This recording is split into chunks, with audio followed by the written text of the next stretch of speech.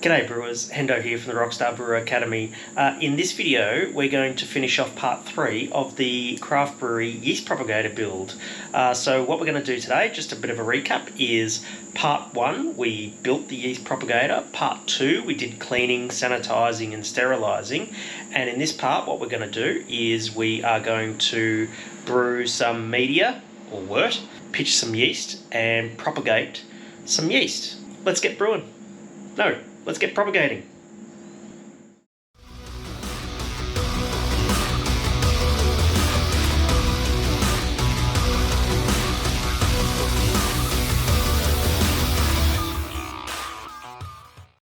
Let's dive in and take a look at the things you need in order to brew media.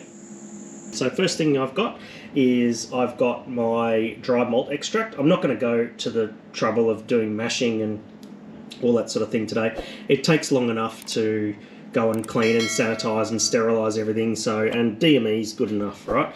I've got a little bit of anti-foam here. We'd need anti-foam because during propagation we're going to be continuously aerating the wort and we don't want it to fob over and cause a potential contamination issue. So a little bit of ascorbic acid is going to go in there.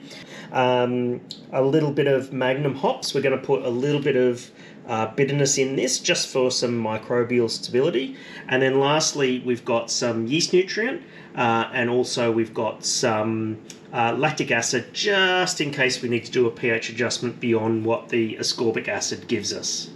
Alright, so one of the things that I didn't mention so far is yeast. Okay, so I've got this 500ml Pyrex vessel here.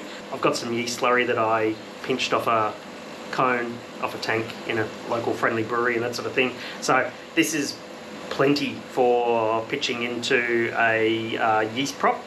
So this yeast here is actually, it's basically the Weihenstephan strain, so it's a lager strain.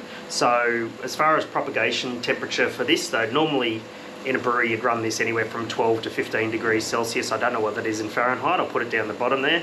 And so when you're propagating, usually propagate at about 10 degrees Celsius above what you would normally ferment at. And so I'm going to run this at about 22, maybe 23, 24 degrees. Yeah, that should probably do it. So yeah, there you go, there's the yeast.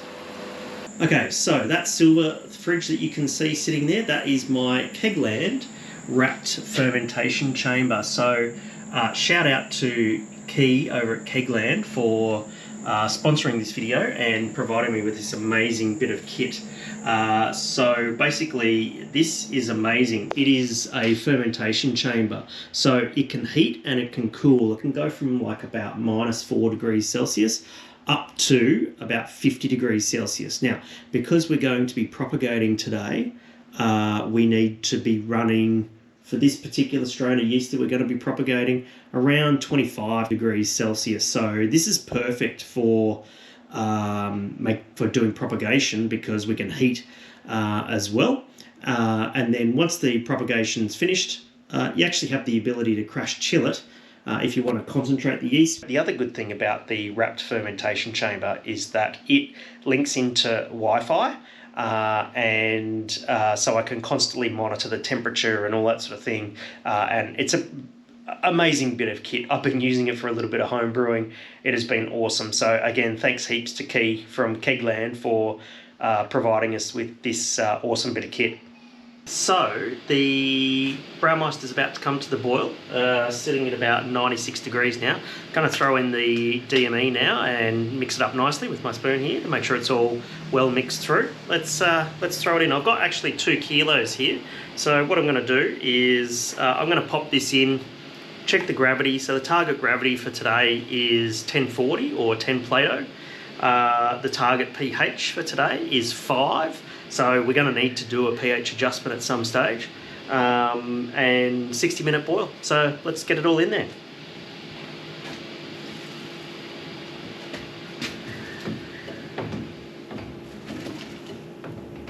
So I'm just going to let that get back up to temperature, and I'll do a quick check with the refractometer and we'll see where the gravity's sitting.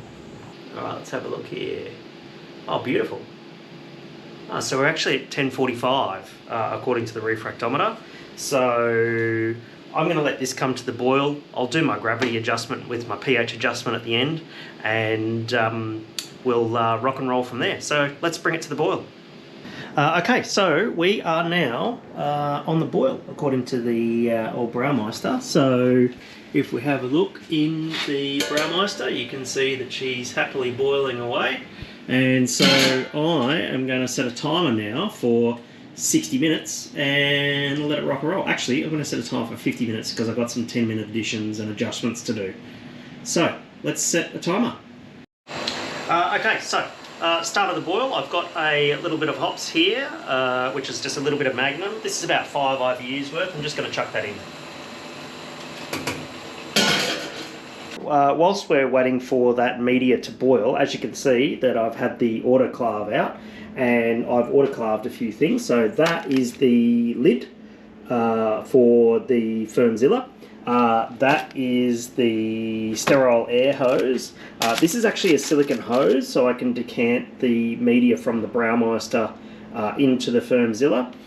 And this is my magnetic stir bar. As you can see, again, just a reminder, the autoclave tape, when it's got stripes on it, means it's been autoclaved and it's all sterile and ready to go. Now, I can happily leave those things in foil for as long as I like, because they're all being autoclaved, basically. So down here, I have got the Firmzilla all cleaned and sanitized. I've got sanitizer sitting in it at the moment, and I've got some foil sitting on top so that I don't accidentally ingress any microbial shenanigans. And we'll just wait and let the boil go. It's about 10 minutes to go in the boil now, and so what I'm going to do now is I'm going to do a quick gravity pH check. I'm going to put in my yeast nutrient. I'm going to, once I know my pH, I'm going to adjust the pH down. I expect the pH of this to be about probably 5.5, 5.6 or something like that with my water. So I'll bring that down. A little bit of ascorbic acid, the balance with lactic acid. I'm aiming for a pH of 5. And lots of yeast nutrient. Recipes in the PDF, which you can download from rockstarbrewer.com/yeast propagator. So let's get into it. So I'll just grab a sample here, which I'll go and cool down. Alright, so we're sitting at about 10:47. So what have we got in there? About 14.8 litres. So let's just do a quick dilution calculation. 14.8 times 47 divided by 40. 17.4 litres to get that down, so I'll add that in now.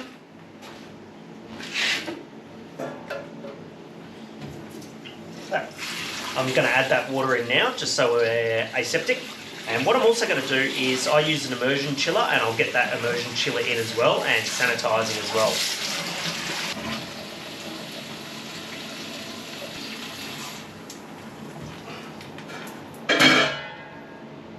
Just get that to come back up to the boil. Let's get some yeast nutrient ready. Here's the yeast nutrient. As you can see, that is quite a lot of yeast nutrient. That is about 22 grams. That's considering for this yeast nutrient for a 20-litre batch, you probably only need 5 to 8 grams. So basically what I'm doing is just overloading it.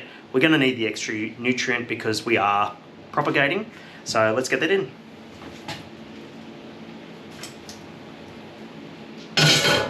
Just get that to come back up to the boil as well. Alright, so I've got my pH meter here. Yes, I use the Keg Land Beverage Doctor. Would I use this in a commercial setting? Probably not, but for what we're doing today, it's pretty good. I don't mind these, like 40 bucks, pretty good. Alright, so I've got my wort sample here, and I'll just do a quick pH check of it. Let's see what we got here. There we go. Actually, the pH is quite high. I don't know if you can see that, but the pH is actually 5.83, 5.84. That's quite high. So you need to bring your wort pH down to 5.0. That combined with the little bit of bitterness that's in there just helps to keep a little bit of microbial stability and yeast health and all that sort of thing. So let's adjust it down with some ascorbic and lactic acid. So as far as the ascorbic acid goes, ascorbic acid, in case you didn't know, is vitamin C. Just 2 grams, that's all you need for that. So in she goes. All right, now let's do our lactic acid adjustment.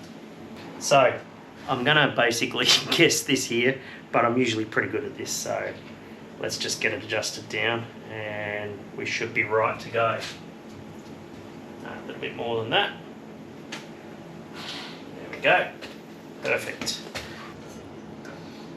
So what I'm going to do here is I'm going to get my immersion chiller in and sterilising, and I'm going to keep the boil going for a little bit longer.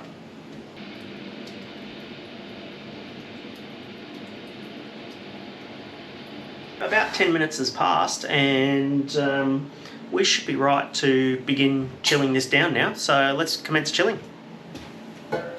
So the temperature that I'm aiming for today is about 25 degrees Celsius. I'm going to set the wrapped fermentation chamber to 25 degrees Celsius. That's probably going to be good enough for today. We'll find out in 24 hours really. All right, let's chill. Chill. All right, let's get it covered up with some foil.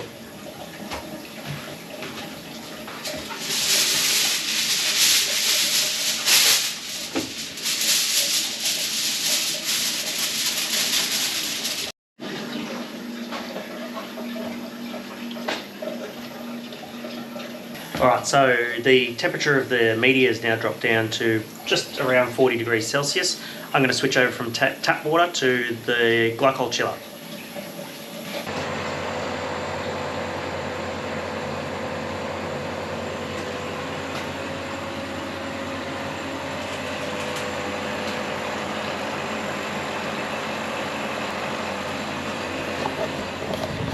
Beauty! And I'm just going to stop the chiller because it's sitting at 25 degrees now. There we go. So, sitting at about 4.95, if you can see that properly there, I hope so. Close enough, 4.93, that'll do. Plus or minus 0.1, that's all we bloody need. The pump has stopped now. The media is all covered, I'm going to leave it covered.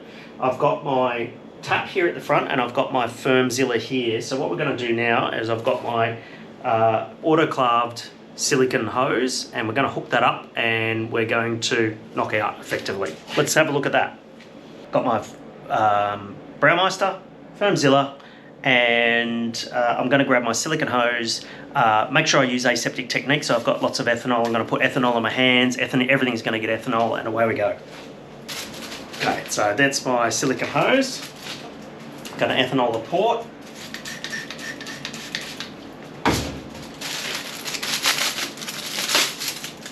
Going to ethanol my hands.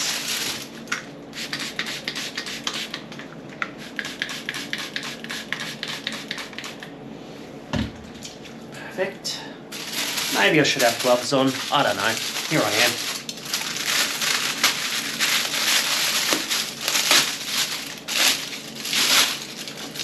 So I can touch the outside of this hose, but I won't touch the ends. Just going to pop this into the FermZilla, keep it covered.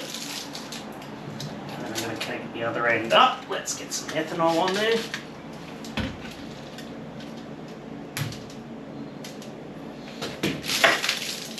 All right, let's fill up the FermZilla.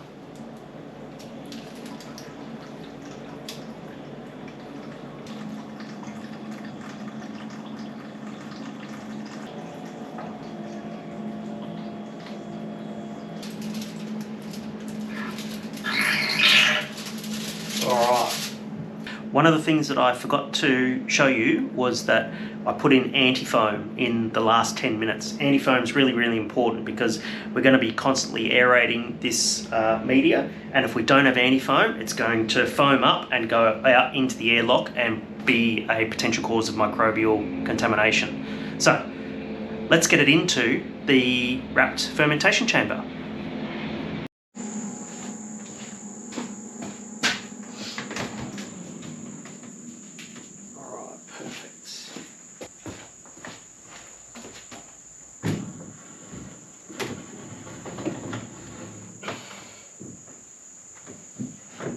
the Fermzilla is in there now, and what I'm going to put in now is I'm going to put in the magnetic stir bar. I'm going to pitch the yeast, then I'm going to put the lid on. We'll test the wort whipper, and then we'll apply the sterile air.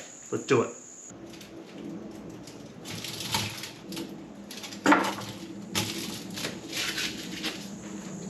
In goes the stir bar. Alright, so here's my yeast. Let's get that in and be aseptic.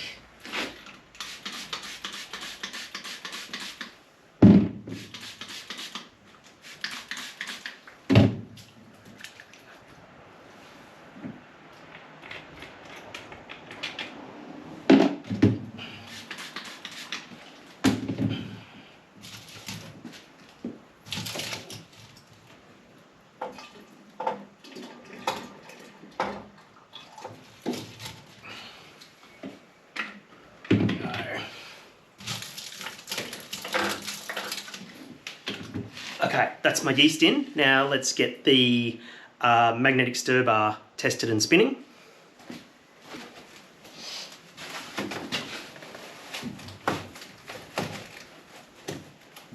Okay, plug it in.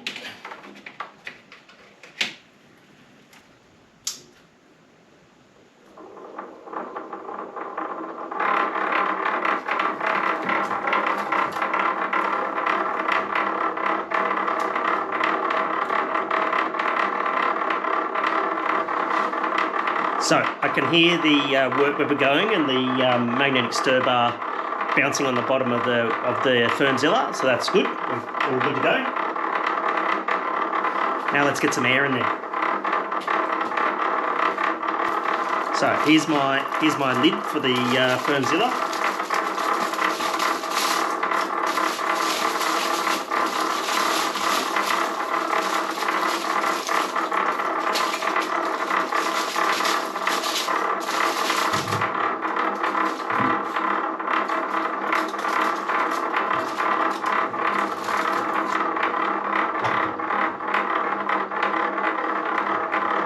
Got the lid.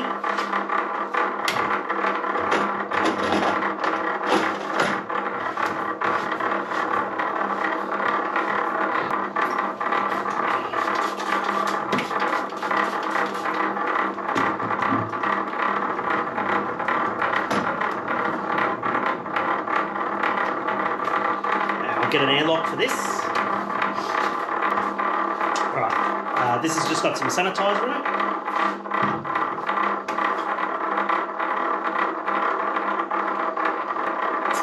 And let's get some sterile air happening. So here's my sterile air.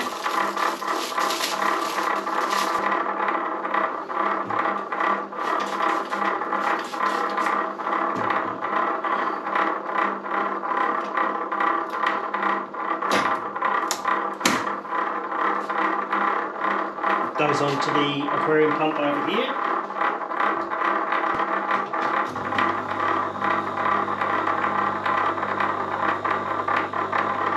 Excellent.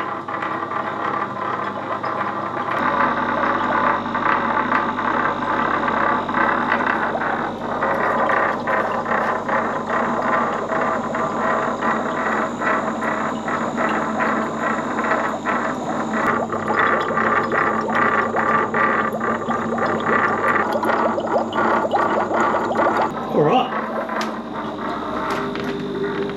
Now, normal yeast propagation takes about 24 to 36 hours. So what we're going to do now is we're going to leave it, and we'll come back in about tomorrow afternoon, and we'll see where it's at. The very next evening. Okay, it's been about 36 hours now since we pitched yeast into our yeast propagation tank. Let's take a quick look and see how it's doing. So, as you can see, it is doing pretty good, and you'll see that the media is a hell of a lot more cloudier than it was when we started. So we've got some yeast cell growth. let's have a look at how successful our yeast propagation was before we nip off and go and have a beer. The $500 craft brewery yeast propagator was an amazing bit of kit, and it was a lot of fun to put it together for you guys. Oh, before I go through with the results, I invite you to come and join my free Facebook group. It's called Quality Focus Pro Brewers.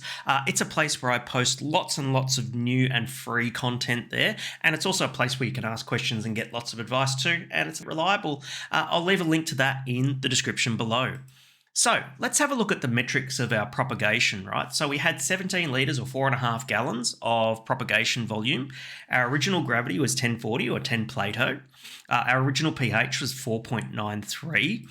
My original cell count was 57 million cells per milliliter. The final gravity was 1015 or 3.8 Plato. That was after 36 hours.